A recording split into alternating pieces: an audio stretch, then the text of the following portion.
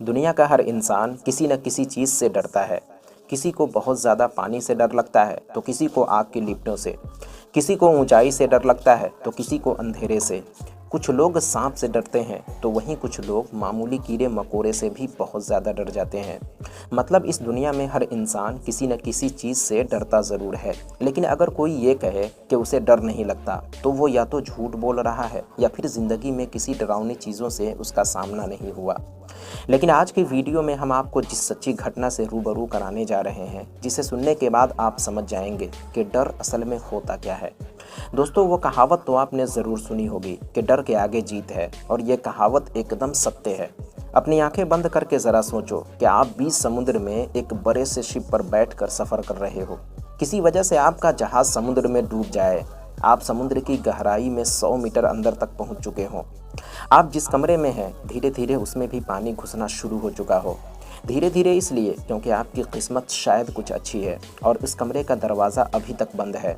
समुद्र का खून जमा देने वाला ठंडा पानी आपको डुबाने के लिए उतावला हो और आप किसी ऊंची जगह पहुंचकर उससे बचने की कोशिश कर रहे हो।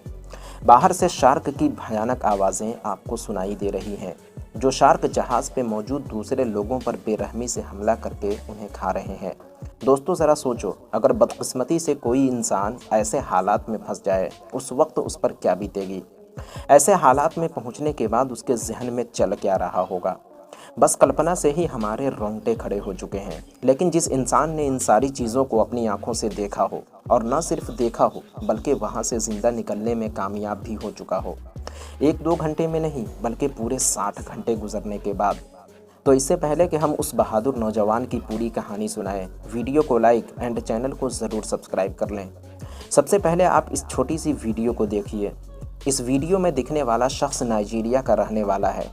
नाइजीरिया का रहने वाला हैरिसन ओकन नामक ये आदमी एक शिप पर बावर्ची का काम किया करता था। ये बात आज से तकरीबन 11 साल पहले यानी 26 मई 2013 की है। 26 मई 2013 को हैरिसन एक नाइजीरियन शिप पर सवार होकर अटलांटिक महासागर की तरफ निकलता है। इस शिप पर हैरिसन के साथ 11 लोग और सवार थे। जैक्सन 4 शिप पर सवार लोगों का काम था समुद्र की गहराइयों से तेल निकालना। हैरिसन सालों से इस शिप पर काम कर रहे थे, इसीलिए समुद्र के बारे में उन्हें अच्छी खासी जानकारी भी थी। नाइजीरिया से निकलने के बाद ये शिप अटलांटिक महासागर की तरफ बढ़ रहा था। करीब 20 से 25 किलोमीटर अंदर जाने के बाद अचानक उनके शिप का संतुलन बिगड़ने लगता है। शिप पर मौजूद पायलट उसे कंट्रोल करने की पूरी कोशिश करता है और शायद वो उसे कंट्रोल कर भी लेता, लेकिन इसी दरमियान अचानक समुद्री तूफान उठता है। समुद्र की तेज़ लहरें इस जहाज़ का संतुलन एक बार फिर बिगाड़ देती हैं और ये शिप समुद्र के तेज़ लहरों के सामने घुटने टेक देता है।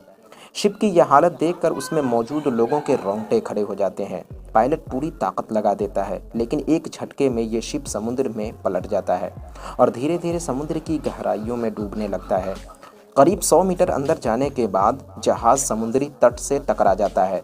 जिस वक्त ये शिप डूबा, हैरिसन के अलावा बाकी सभी लोग बाहर थे, लेकिन हैरिसन उस वक्त टॉयलेट में थे। इसीलिए हैरिसन के अलावा को कुछ पहले ही पता चल चुका था कि जहाज़ डूब रहा है, लेकिन हैरिसन इस बात से अभी भी अनजान थे। लेकिन जहाज़ पलटते ही जब हैरिसन को झटका लगा तो उसने सोचा शायद कुछ गड़बड़ है, और इससे पहले कि हैरिसन कुछ समझ पाते, पानी टॉयलेट में घुसना शुरू हो चुका था। हैरिसन जिस टॉयलेट में थे उसका साइज़ बहुत छोटा था। वो तुरंत टॉयलेट का दरवाज़ा खोलकर एक दूसरे कमरे की तरफ भागे, जिस कमरे का साइज़ कुछ बड़ा था, लेकिन पानी उस कमरे में भी दाखिल होना शुरू हो चुका था।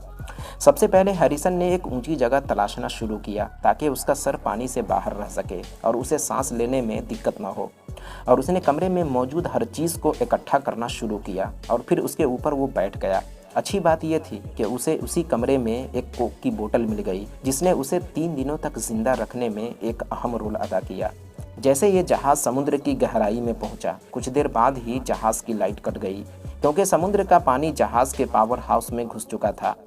पूरा जहाज़ अंधेरा गुप्त था। अच्छी बात यह थी कि हैरिसन कुछ ऊंची जगह पर थे और इसीलिए वो अभी तक सांस ले पा रहे थे।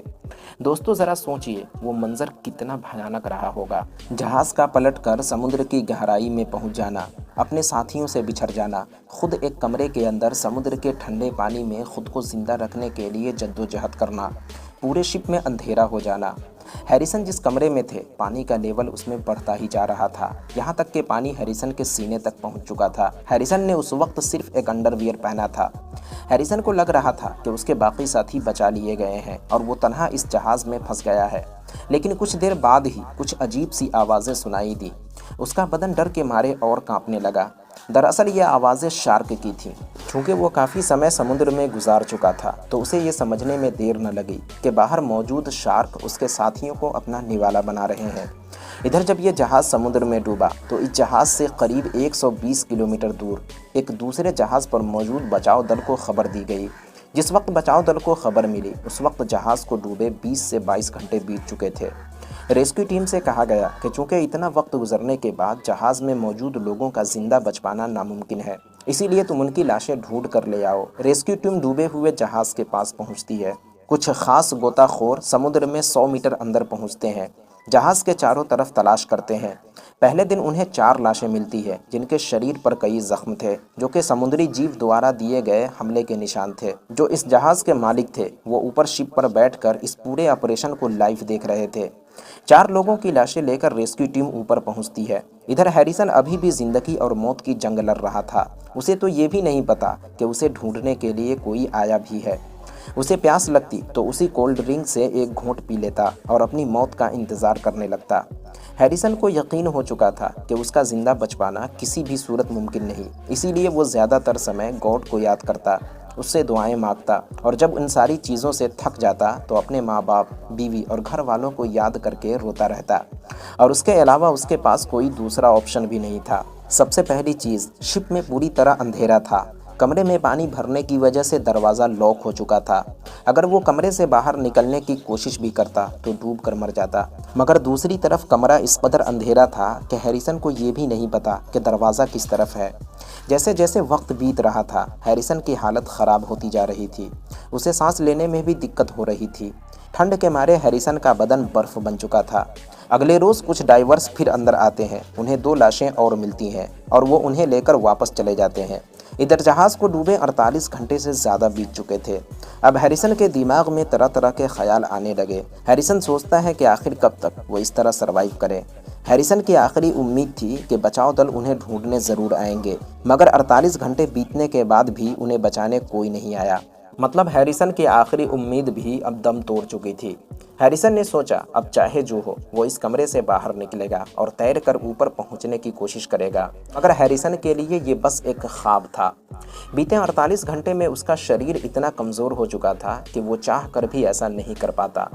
अगर वो कमरे का दरवाज़ा खोलने में कामयाब हो भी जाता, फिर भी बिना ऑक्सीजन सिलेंडर और बाकी दूसरी चीज़ों के वो ऊपर तक पहुँच ही नहीं पाता।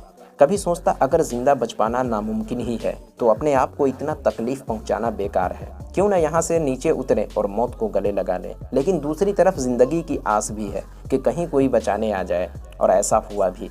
जब तीसरे और आखिरी रोज़ डाइवर्स लाशें ढूंढने गए तो इस बार उन्होंने हर जगह अच्छी तरह तलाश किया और डाइवर्स उस कमरे तक पहुंच गए जहां पिछले 60 घंटे से हैरिसन ज़िंदगी और मौत की जंग लड़ रहा था।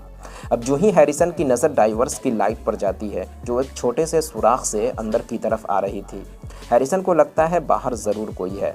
हैरिसन ज़ोर ज़ोर से चिल्लाना शुरू कर देता है, मगर हैरिसन की हालत इतनी ख़राब हो चुकी थी कि उसके मुंह से आवाज़ नहीं निकल रही थी। हैरिसन कमरे की दीवार पर हाथ मारना शुरू करता है ताकि यह आवाज़ें डाइवर्स तक पहुँचे और वो उसकी मदद करे। हैरिसन की मेहनत बेकार नहीं जाती। ये आवाज़ डाइवर्स के कानों तक पहुँच ही जाती है। डाइवर्स किसी तरह कमरे का दरवाज़ा खोलकर अपना हाथ अंदर बढ़ाते हैं। इससे पहले कि डाइवर्स हैरिसन की तरफ बढ़े, हैरिसन एक छलांग लगाता है और डाइवर्स का हाथ जोर से पकड़ लेता है। पहले डाइवर्स घबराता है, लेकिन अगले ही पल उन्हें यकीन हो जाता है कि ज़रूर इसके अंदर कोई सर्वाइवर जिंदा है।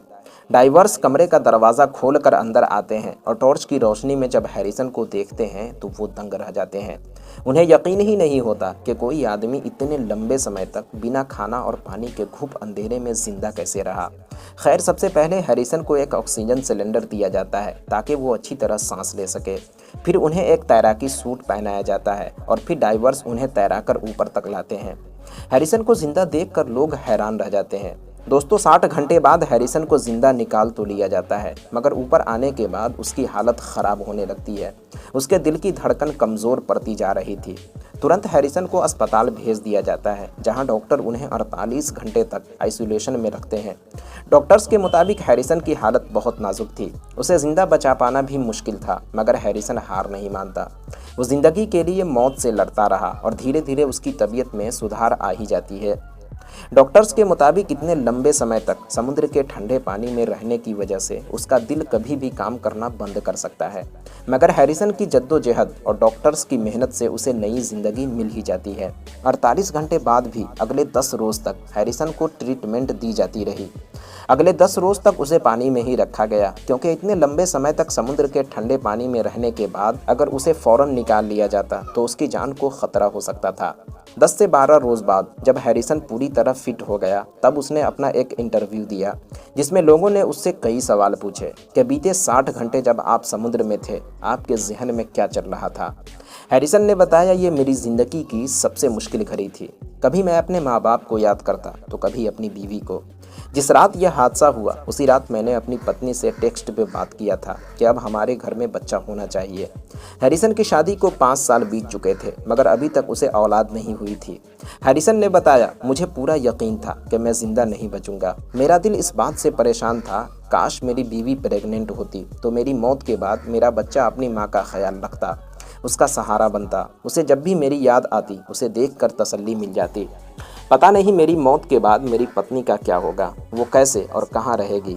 आज मुझे यकीन हो गया कि कोई तो है जिसने मुझे बचा लिया, मुझे मौत की मुंह से ज़िंदगी की तरफ खींच लाया। लेकिन आज के बाद मैं कसम खाता हूँ, कभी समुद्र में नहीं जाऊँगा। तो दोस्तों, ये थी हैरिसन के जद्दोजहद की एक ऐसी कहानी जो हमें बहुत कुछ सिखाती है। सबसे पहली चीज़, इंसान की ज़िंदगी में कैसा ही मुश्किल वक्त क्यों ना आए, उसे हिम्मत नहीं हारनी चाहिए, बल्कि हर हाल में हिम्मत और हौसले को बुलंद रखे। हर मुश्किल आसान हो ही जाएगा। इस कहानी से उन लोगों को भी सीख मिलती है जो लोग ज़िंदगी में हर कुछ होने के बाद भी छोटी मोटी बातों के लिए अपनी जान तक गंवा देते हैं। जो लोग खुदकुशी और सुसाइड जैसे घिनौने अपराध को आसानी से कर गुजरते हैं और करने के बाद उन्हें पछतावा होता है कि ये हमने क्या किया। हैरिसन की जद्दोजहद ने ये बता दिया कि ये ज़िंदगी बहुत अनमोल और कीमती है, उसे यूं ही गंवा देना कहीं से अक्लमंदी नहीं। दोस्तों, उम्मीद है ये कहानी आपको पसंद आई होगी। अगर पसंद आई तो ऐसे ही और भी इंटरेस्टिंग और नॉलेजेबल वीडियोस देखने के लिए चैनल को ज़रूर सब्सक्राइब करें। मिलते हैं किसी नई वीडियो के साथ, जब तक के लिए अपना ख्याल रखें।